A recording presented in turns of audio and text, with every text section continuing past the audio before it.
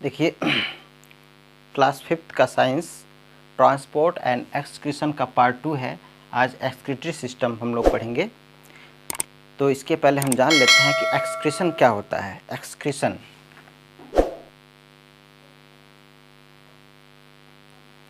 देखिए, हमारे बॉडी में बहुत सारे वेस्ट मटेरियल बनते रहते हैं डेली, और वे वेस्ट मटेरियल हम अपने बॉडी में रख नहीं सकते, क्योंकि जिस तरह से हमारे घर के जो डस्ट होते हैं, कूड़े होते हैं, वो हम लोग घर में नहीं रखते हैं, बल्कि डस्टबिन में डाल देते हैं या बाहर फेंक देते हैं। ठीक उसी तरह से हमारे बॉडी में जो प्रोड्यूस होता है ये वेस्ट मटेरियल, वे हम अपने ऑर्गन से बाहर निकाल देते हैं। अपने बॉडी से बाहर निकाल देना बहुत ज़रूरी होता है।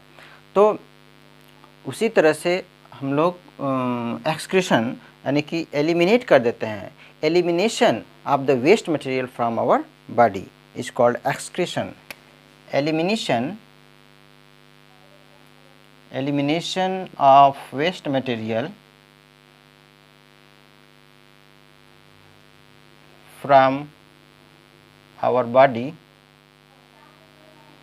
अपने बॉडी से वेस्ट मटेरियल को एक्सक्रीट कर देना, बाहर निकाल देना ही एक्सक्रीशन होता है। यह एक्सक्रीशन के लिए एक स्पेशल ऑर्गन होता है। तो कौन से वेस्ट मटेरियल हमारे बॉडी में बनते हैं थोड़ा हम देख लेते हैं।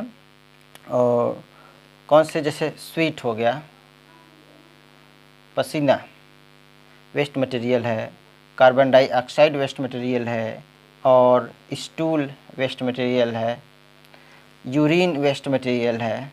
तो ये सब हमारे बॉडी के लिए ज़रूरी नहीं होता है, इसे हम बाहर निकाल देते हैं। उसी बाहर निकालने के प्रोसेस को ही तो हम एक्सक्रीशन कहते हैं। जैसे लंग्स क्या करता है? लंग्स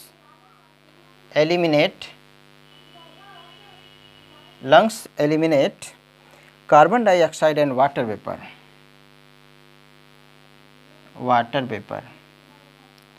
यानी कि ये वाटर वेपर और कार्बन डाइऑक्साइड को लंग्स बाहर निकाल देता है। लंग्स एक ऐसा ऑर्गन है, एक्सक्रीटरी ऑर्गन है, जो वेस्ट मटेरियल कार्बन डाइऑक्साइड को बाहर निकालता है। जैसे हम ब्रीथिंग आउट करते हैं तो उसके दौरान कार्बन डाइऑक्साइड बाहर निकलती है।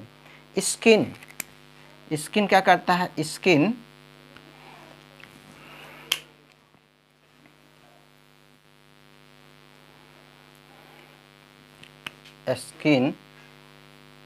एलिमिनेट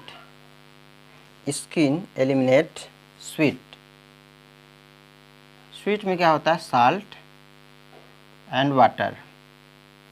साल्ट और वाटर यानी जो स्वीट पसीना होता है, ये हमारे लिए ज़रूरी नहीं है। स्किन जो है हमारा एक्सक्रीटरी ऑर्गन है, स्किन इस पसीने को बाहर निकाल देता है। लार्ज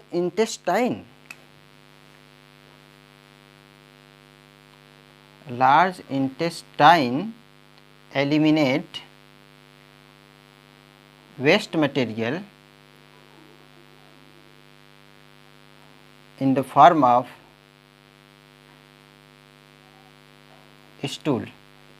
स्टूल के रूप में बाहर निकलता है। और किडनी भी है, किडनी एलिमिनेट यूरिन।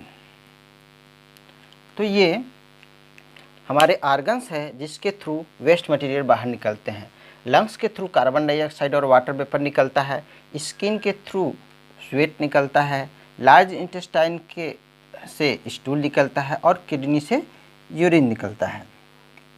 तो हम पढ़ते हैं इसके बाद एक्सक्रीटरी सिस्टम कैसे कंप्लीट होता है, ये देखते हैं। Excretory system consist of kidney, ureter, urinary bladder,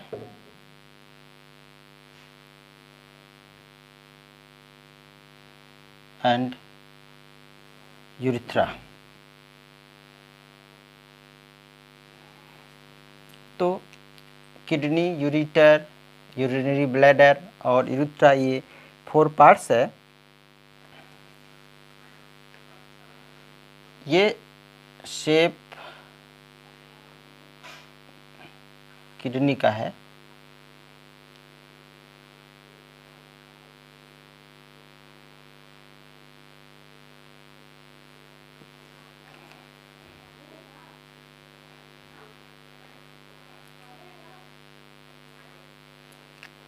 kidney है,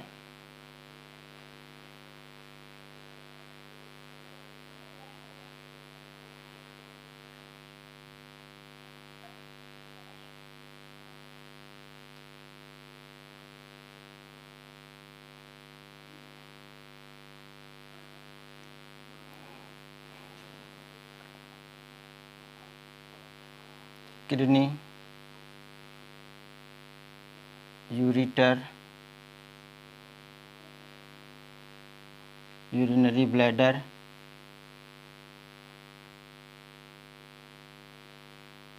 एंड यूरिथ्रा। तो ये 4 पार्ट्स हैं जो एक्सक्रीटरी सिस्टम को कंप्लीट करते हैं। ये जो देख रहे हैं हम 1 पेयर किडनी है, ये 1 पेयर जो किडनी होता है वह बीन के शेप का है, सेम के बीज के आकार का, यानी कि बीन शेप होता है, जो हमारे स्टमक और लीवर के बैक साइड में और बिहाइंड, कह सकते हैं behind the stomach and liver at lower back side.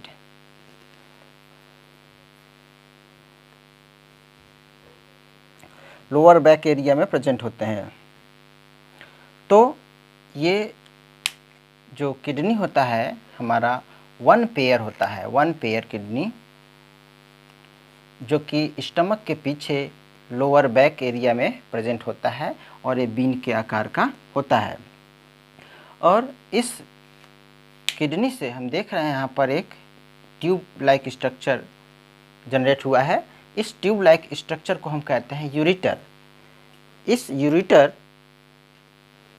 ये यूरेटर जो आगे चल कर के एक थैले के रूप में पाउच लाइक स्ट्रक्चर में मिल जाता है, जिसे हम कहते हैं यूरिनरी ब्लैडर।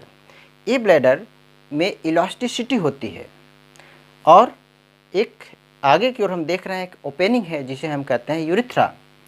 तो किडनी में ब्लड फिल्टर होता है और जो वेस्ट मटेरियल यूरिन वगैरह होता है, वो सब वेस्ट मटेरियल इस ट्यूब यानी यूरेटर से होता हुआ इस यूरिनरी ब्लैडर में आ जाता है। जब यूरिनरी ब्लैडर में स्टोर हो जाता है और स्टोर होता रहता है, तो जब ये फुल हो जाता है यूरिनरी ब्लैडर, तो हम लोगों को महसूस होती है, हम लोगों को फीलिंग होती है कि नहीं, अब हमें जाना चाहिए, यूरिन पास करके आना चाहिए। तो हम लोग यूरिन पास आउट करके यूरिथ्रा के थ्रू आ जाते हैं।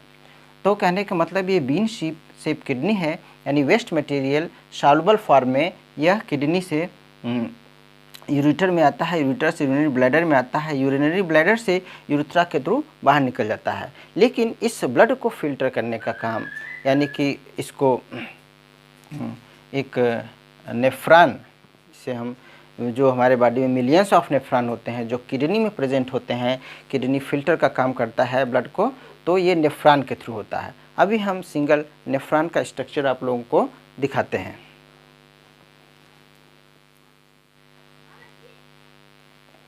देखिए, ये सिंगल नेफ्रॉन का स्ट्रक्चर है। ये नेफ्रॉन इस किडनी में प्रेजेंट होता है, जो मिलियंस ऑफ होता है, मिलियंस ऑफ नेफ्रॉन होते हैं। इसका इस तरह से स्ट्रक्चर होता है, ये कप शेप लाइक स्ट्रक्चर जो कि नेफ्रॉन कहा जाता है। नेफ्रॉन का जो ऊपरी सिरा होता है वह कप शेप्ड होता है और इस तरह से इसका स्ट्रक्चर प्रेजेंट होता है। इसमें जो ये पार्ट है यहाँ पर, ये देखिए ब्लड फ्लो करता है इसमें। ये ग्लोमेरुलस जो नेटवर्क लाइक स्ट्रक्चर है, इसे हम ग्लोमेरुलस कहते हैं। और यहाँ पर हम देख रहे हैं जो आगे ट्यूब, बोमेंस कैप्सूल के नीचे ट्यूब है, इसको कहते हैं proximal convoluted tubules, proximal convoluted tubules. और यहाँ जो यू शेप स्ट्रक्चर दिख रहा है, इसको कहते हैं हेनले लूप या लूप ऑफ हेनले, क्योंकि इसका खोज हेनले ने किया था, हेनले ने, इसलिए इसको हेनले लूप कहते हैं। और यहाँ पर हम देख रहे हैं डिस्टल कॉन्वोल्यूटेड ट्यूब्यूल्स है। और ये जो कप शेप स्ट्रक्चर जिसे हम बोमेंस कैप्सूल कहते हैं, बोमेंस कैप्सूल।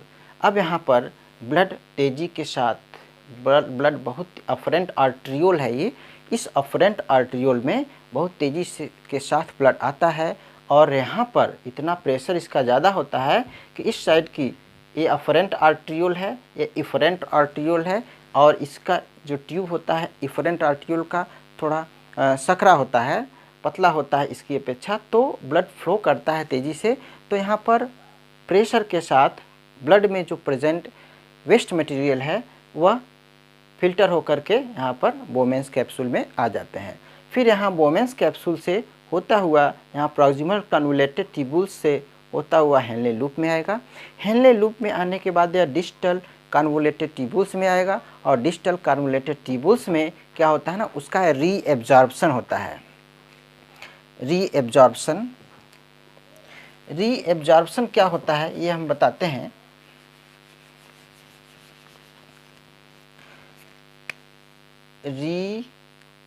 रीएब्जॉर्प्शन, ब्लड का रीएब्जॉर्प्शन कहाँ होगा, डिस्टल कन्वोल्यूटेड ट्यूब्यूल्स में, यानी कि यहाँ पर होगा। क्यों होता है, क्योंकि जब यहाँ ब्लड फिल्टर होता है तो उसमें यूजफुल मटेरियल के साथ साथ हार्मफुल मटेरियल के साथ साथ यूजफुल मटेरियल भी फिल्टर हो जाते हैं।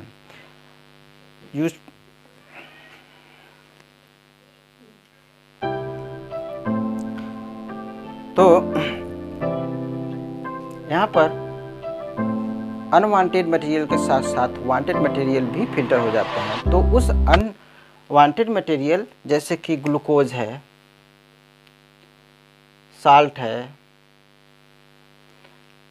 यूरिन है, मतलब यूरिया, यूरिक एसिड और बहुत सारे वेस्ट मटेरियल, तो इसमें से ग्लूकोज जो हमारे लिए यूज़फुल होता है, साल्ट हमारे लिए यूज़फुल होता है, या और भी मटेरियल जो यूज़फुल होते हैं वहाँ पर रीएब्जॉर्ब हो जाता है। रीएब्जॉर्ब होने के बाद वह ब्लड में मिल जाता है। अब बाकी केवल अनवांटेड मटेरियल का फिल्ट्रेशन होता है सॉल्युबल फॉर्म में, और फिर वहाँ से फिल्टर होने के बाद जैसा कि हम बताए हैं किडनी में प्रेजेंट होता है। ये देखिए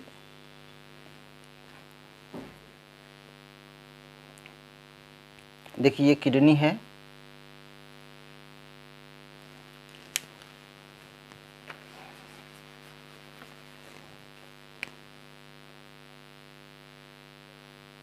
ये किडनी है। यहाँ पर ये नेफ्रॉन प्रेजेंट होता है, और फिर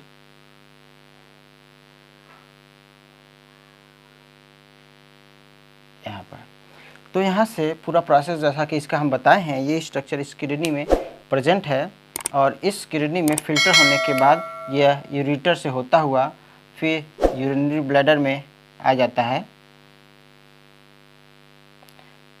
ब्लैडर इसके बाद यूरेथ्रा के थ्रू बाहर निकल जाता है। तो इस तरह से ये एक्सक्रीटरी सिस्टम कंप्लीट हो जाता है।